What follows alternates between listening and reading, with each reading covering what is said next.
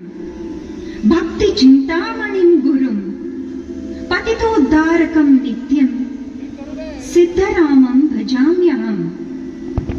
श्री सिद्धराम म्हणजे सोन्नलगीचे मुद्दल गवळा आणि सुग्गला देवी यांच्या पोटी श्री रेवण सिद्धेश्वरांच्या आशीर्वादानं जन्माला आलेलं तेजस्वी बालक होय। 7व्या वर्षापर्यंत अबोल राहिलेलं बालक जंगम रूपानं भेटलेल्या श्रीशैलच्या मल्लय्यांचं दर्शन झाल्यापासून बोलायला लागले।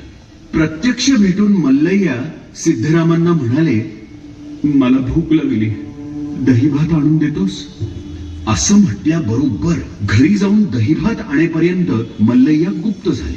ती जागा म्हणजेच आजचे गुरुभेट। त्यानंतर श्रीशैलला कावडी जंगमासोबत आल्यावर लिंगरूपाच्या मल्लय्यांना पाहून मला भेटलेला वेशधारी जंगम हा मल्लय्या नाही म्हणून त्याला शोधण्यासाठी कमरी दरीत उडी घेतली।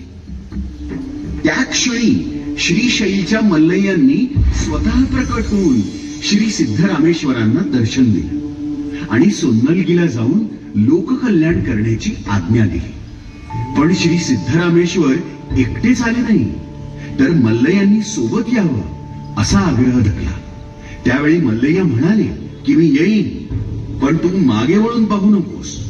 परंतु येताना माझ्या बरोबर मल्लय्या येतोय का नाही हे त्यांनी मागे वळून पाहिलं।